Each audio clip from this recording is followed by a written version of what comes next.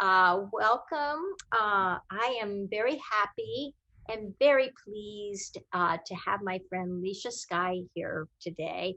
And we're going to talk about somatics and movement and the arts because both of us deeply feel the importance of these modalities.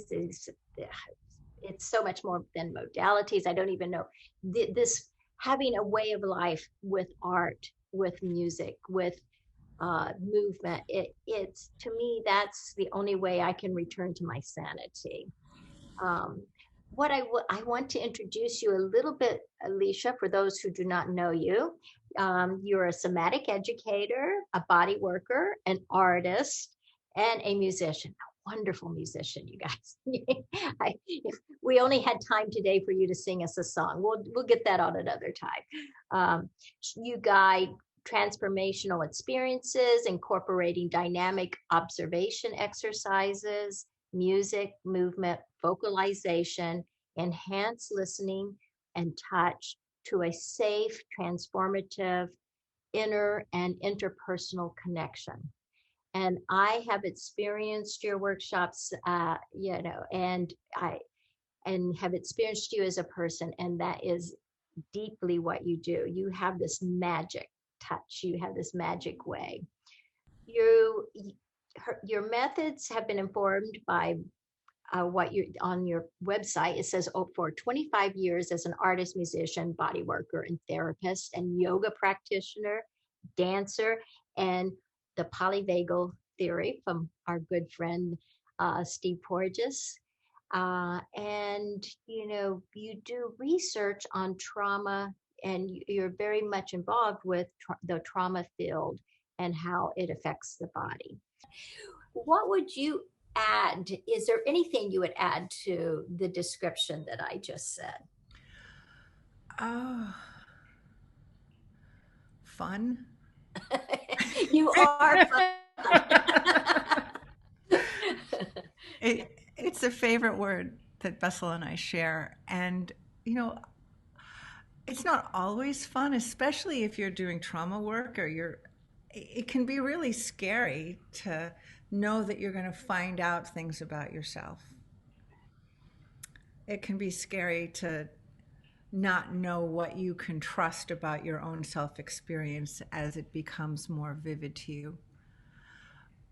But a lot of the experiential exercises that I lead come from theater and come from my experience in theater training. And even when it's a little bit scary, it's also fun. There's something very energizing about coming close to something that can be a little dangerous as long as it's not too dangerous. Like that playing with risk and risk tolerance has to do with play. And we do it in our games. Young children do it. That's why we have physical activities and sports. That's why puppies frolic and kittens frolic, for the same reason, because we're playing with our ability to meet risk and tolerate risk. And so when we're doing experiential work, especially people who don't have any conscious memory of play or don't have any joyous memories from their childhood that they trust, coming forward and doing something like asking you to roll around on the floor or pay attention to your body or notice how your neck feels, all of those things go better if there's an element of play, an element of trusting the unknown, of being able to accept it without it being like this heavy thing. So I'm trying to model with my own nervous system that sense of play and fun. Our somatic awareness is, generally speaking, very wordless.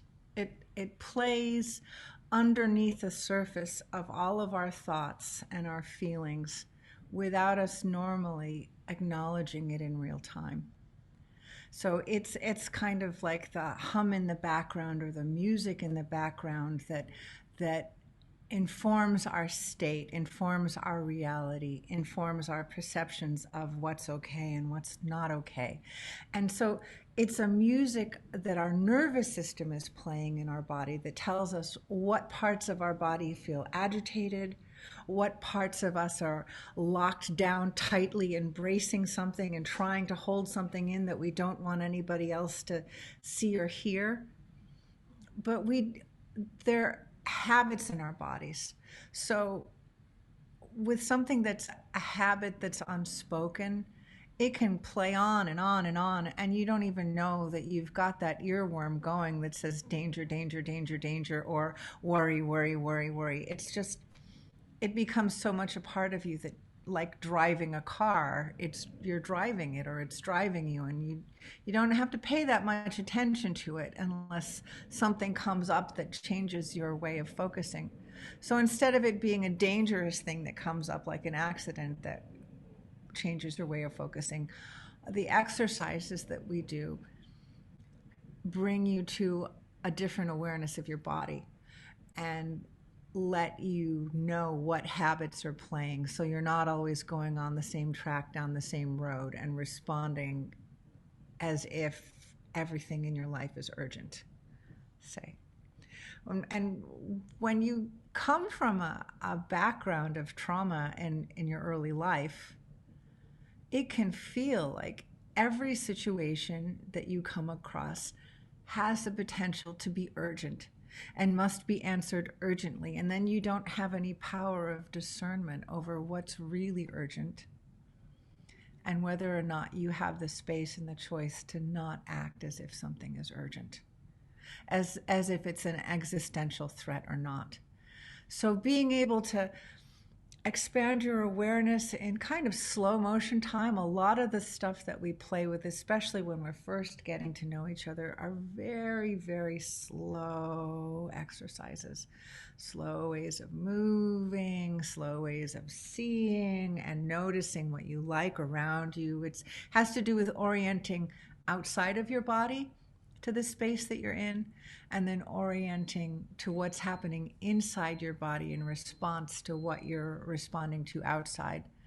And um, I think for a lot of people who don't know what their underlying state is, it can be a very expansive, opening experience. It, it can feel like, oh, my shoulders suddenly let go for the first time, or oh, I didn't know how safe I didn't feel. I've never felt this safe before. Or it could be the opposite of that. It could be a very, very big feeling that's been cramped down for a long time without permission to express it, and suddenly it comes roaring out larger than you've ever intended to let it be. And then you have all these feelings. And if you have a safe environment and you have people who've slowly come to their vulnerability, they can help you experience something from within yourself with a lot more safety than you could do it by yourself.